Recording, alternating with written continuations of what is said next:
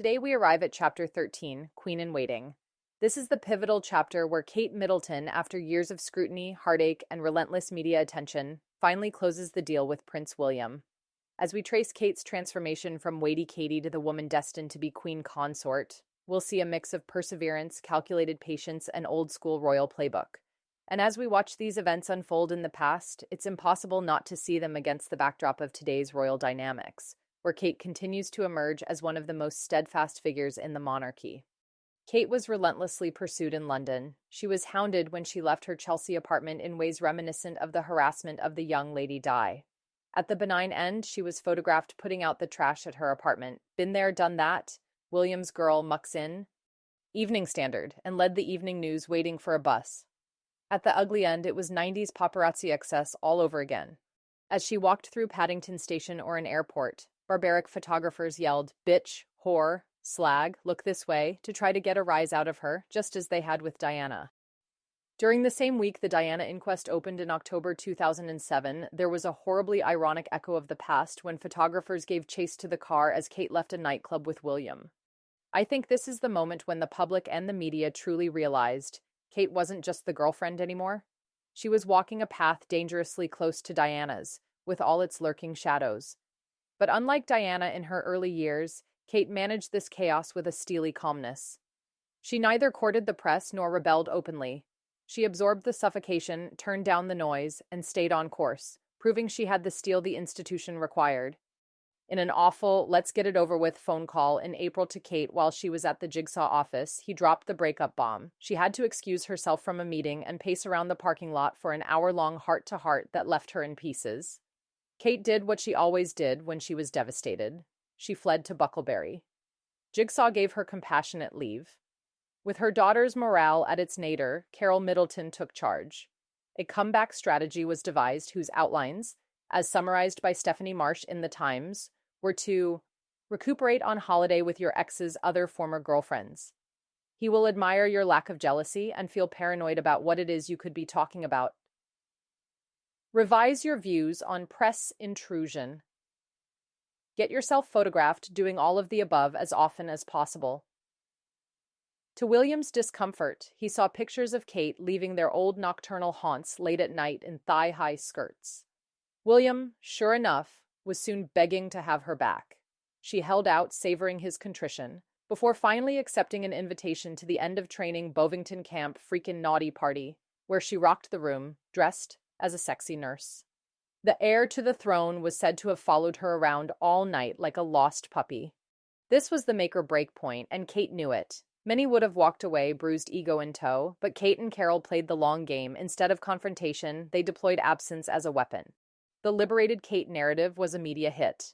Too big a hit, it seems, because the palace became wary, if not paranoid. Alarm bells rang louder at the palace when Kate appeared on the cover of Hello magazine for a story on the Dragon Boat crew. In August, the palace called time on the whole Dragon Boat escapade. After weeks of training and just a fortnight before the crew challenged the all-male Brotherhood in the race from Dover to Cap Gris-Nez, Kate was commanded to throw in the towel. Kate had crossed a royal Rubicon. The palace henceforth would script her life. Honestly, this was no sacrifice from Kate. This was, in fact, what she and her mother had been hoping for all along. This was the plan. Kate was more than happy, keen actually, to trade in her edgy new image for being a gilded appendage to a prince again. In October 2010, on a return trip to Kenya, William and Kate stole away to a secluded cabin in the foothills and made their love official. He slipped his mother's sapphire and diamond engagement ring on Kate's finger. "My way of keeping my mother sort of close to it all," he told the press in their engagement interview. The thing people remember about that interview, apart from what Kate wore, a cobalt blue satin Issa wrap dress that matched her ring, was the couple's easy, familiar joy. This moment was as much about love as it was about legacy. That sapphire ring symbolized not just an engagement, it was a seal of continuity. Kate had waited nearly a decade. She'd played by every rule. Now she had the title, the ring, and the approval of the Queen herself. She was no longer Waity Katie. She was the future Queen in waiting. Overnight, Kate Middleton became a royal duchess. Her dress, designed by Sarah Burton of Alexander McQueen, was a flawless expression of new regal confidence. Just as every millennial posted Pippa's epic ass on Facebook, every mother in the land wanted to look like Carol Middleton. A tear gathered in Carol Middleton's eye when she saw the transcendent vision of her daughter at the great west door of Westminster Abbey on her proud father's arm. Wow, I'm really enjoying the parts about the Middleton family. This was more than just a wedding, it was a coronation of sorts for the Middletons themselves. The girl from Bucklebury and the family who once filled party bags now stood shoulder to shoulder with the Windsors. And the world watched, enchanted. For the Queen, the wedding day brought a special satisfaction. This new 29-year-old granddaughter-in-law, the future Queen Consort, was, unlike the child bride Diana, road-tested in resilience as well as royal life. Kate's stoic middle-class origins had proved an incalculable asset. With every step Kate advanced up the aisle, she also retreated into the remote, airless world of the British crown. Would the prize be worth it?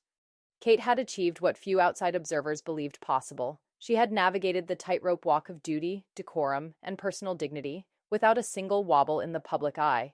She wasn't just marrying William, she was marrying the crown, the institution, the legacy. And she did it all with a calm, unshakable grace that now feels, looking back, like the foundation on which the modern monarchy rests. And as we now see, it has been worth it. As we close this chapter, it's clear that Kate didn't just win the heart of a prince. She won the confidence of a monarchy in desperate need of a stabilizing figure. And as we see her today, standing resilient and poised in the face of everything thrown at the royal family, it's hard not to look back at these early chapters and see the making of not just a future queen, but the monarchy's most indispensable asset.